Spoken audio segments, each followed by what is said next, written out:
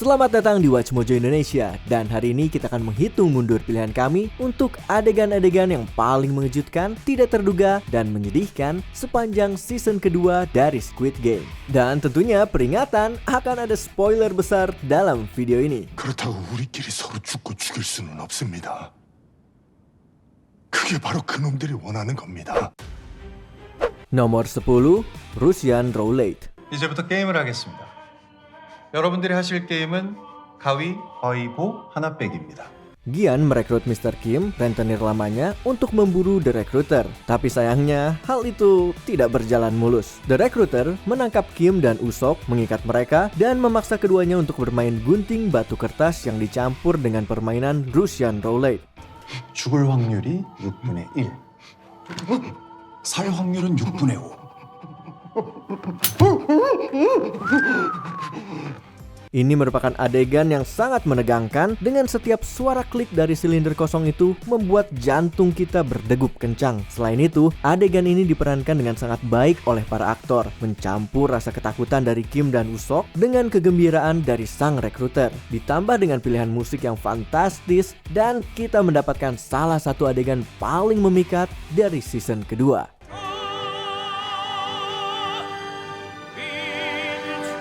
실격입니다.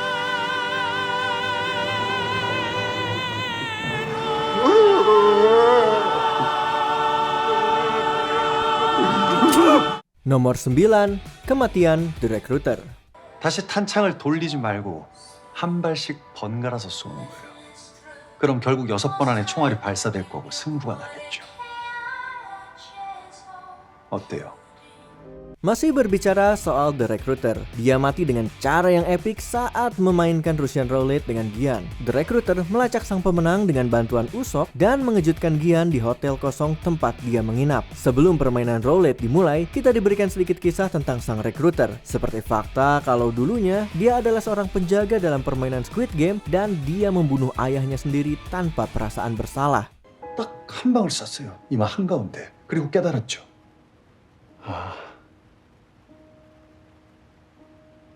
이 일이 내 적성에 잘 맞는구나. Betapa menegangkannya permainan yang satu ini. Tentunya kita semua tahu kalau Gian tidak akan mati, tetapi aktingnya membuat adegan tersebut tetap terasa menegangkan dengan Gong Yoo yang terbukti sangat memikat. Pada akhirnya, The Recruiter kalah dalam permainan dan mati. Kematiannya menjadi kematian besar pertama dalam season kedua. 왜? 생각이 많아졌나? 그래. Nomor 8, Noel membunuh 444. 아닙니다. 여자가 그런 거예요. 저 아는 444번.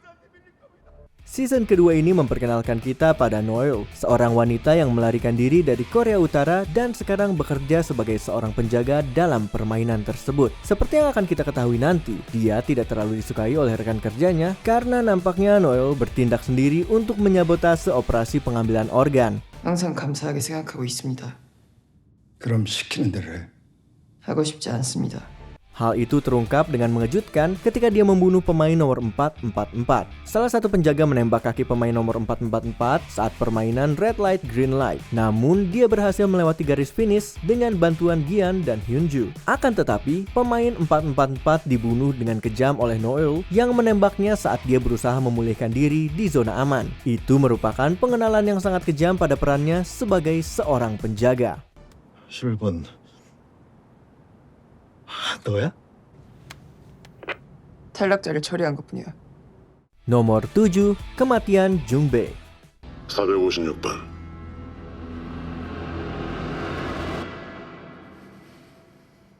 영웅놀이는 재밌어 너. Meskipun memiliki peran yang sangat singkat di season pertama, Jungbae menjadi karakter penting di season kedua di mana dia mengikuti permainan mematikan ini setelah cerai dan kehilangan banyak uang. Jungbae selalu dekat dengan Gian, bahkan membantunya memimpin pemberontakan terhadap para penjaga. 우리 이곳을 가둔 놈들을 잡아서 이 게임을 끝내고 그 죄값을 치르게 할 겁니다. Dia bertarung dengan gagah berani, akan tetapi season ini harus diakhiri dengan kematian yang mengguncang. Dan tumbalnya adalah Jungbei. The Frontman mengkhianati grup itu dan kembali ke kantornya untuk mengenakan pakaian hitam ikonik The Frontman. Kemudian, dia muncul kembali di hadapan Gian dan Jungbei yang tertangkap. Lalu, dia membunuh Jungbei untuk memberi pelajaran pada Gian tentang apa yang terjadi ketika dia berusaha menjadi pahlawan. Setidaknya, Jungbei gugur karena memperjuangkan hal yang baik. 잘 봐. 네 영웅놀이의 결과가 어떤 건지.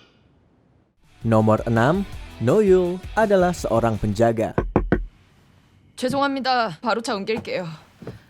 강노을 씨, Acara ini melakukan hal yang sangat cerdik dalam mempersiapkan Noyul, dan ini merupakan salah satu ending episode yang tidak terlupakan. Episode kedua menyelami latar belakang Noyul, menggambarkannya sebagai seorang pembelot Korea Utara yang mencari anak perempuannya yang hilang. Di ambang keputusasaan, dia mendengar ketukan pada kaca mobilnya dan diberikan undangan ke Squid Game. Ketika dia tiba di tempat yang ditunjukkan, terungkaplah bahwa Noyul bukanlah pemain, melainkan seorang penjaga. Ini merupakan plot twist yang sangat mengejutkan, memberikan sentuhan baru pada permainan tersebut, juga memunculkan sisi manusia dari para penjaga tanpa identitas yang menggunakan jumpsuit merah muda itu.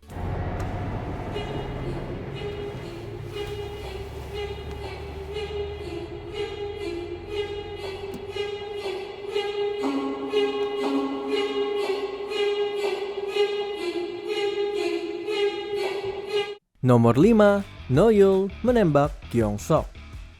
여기 공원에서 그 관람객들 초상화 그려주는 화가들 있잖아. 방금 그 남자가 그 화가인데 그 사람 딸이야.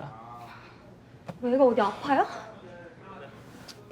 뭐 Sebelum terlibat dalam permainan jahat ini, Noyul bekerja sebagai maskot di sebuah taman hiburan. Salah satu rekannya adalah seniman bernama Gyeong-sok yang memiliki seorang putri yang menderita kanker. Gyeong-sok mengikuti permainan ini untuk membayar pengobatan putrinya. Hal tersebut mengejutkan sekaligus menarik perhatian Noyul. Gyeong-sok ikut berpartisipasi dalam puncak pemberontakan, tetapi akhirnya menyerah setelah kehabisan peluru. 항복합시다.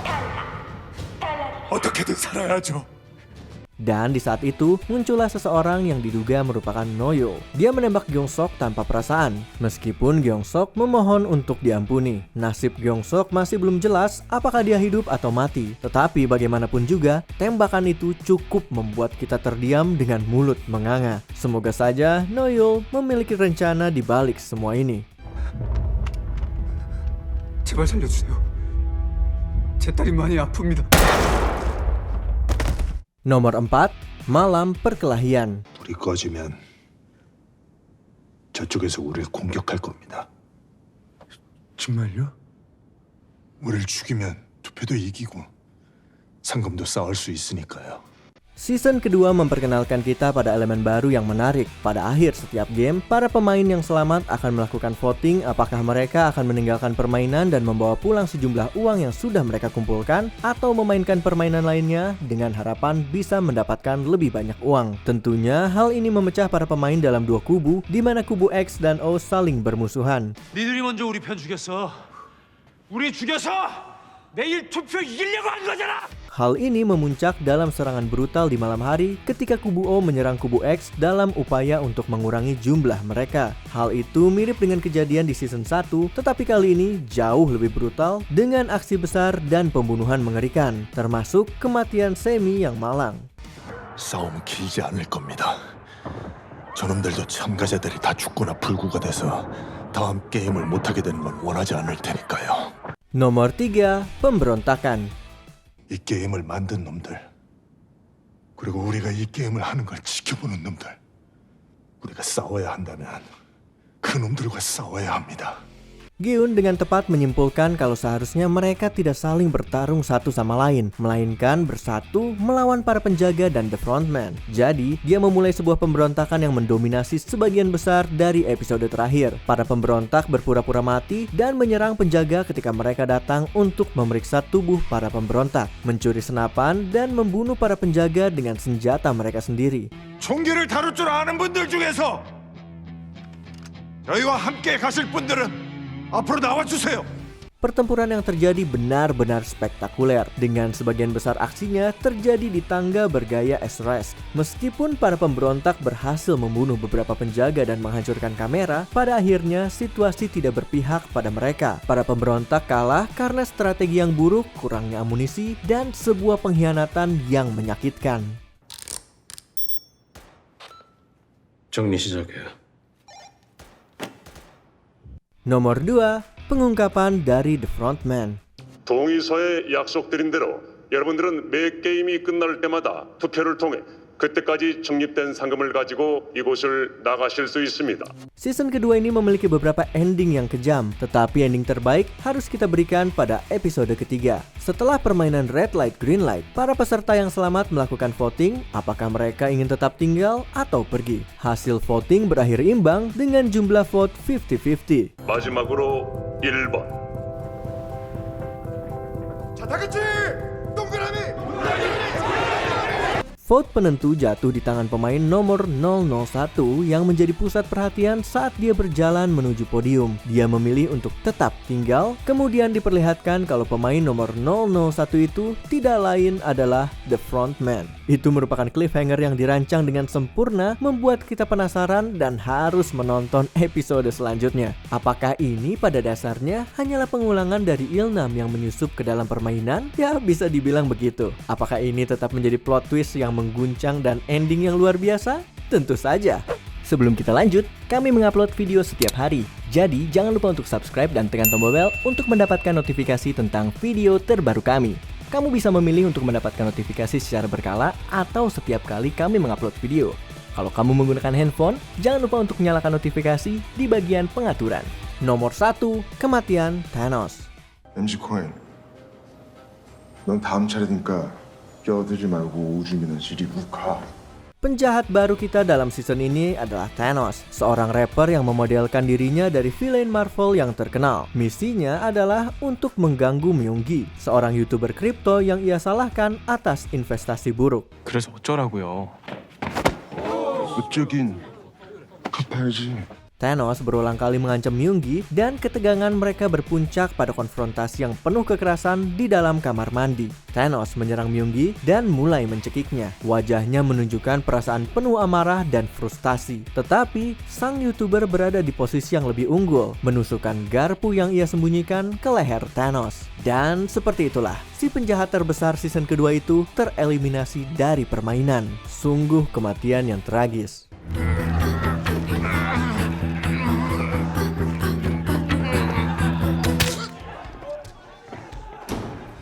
Adegan manakah yang paling membuatmu terkejut? Tulis di kolom komentar. 아까 화장실에서 진짜 장난 아니었다는데. Apakah kamu setuju dengan pilihan kami? Cek juga video lainnya dari WatchMojo Indonesia. Jangan lupa subscribe dan tekan tombol bel untuk mendapatkan notifikasi tentang video terbaru kami.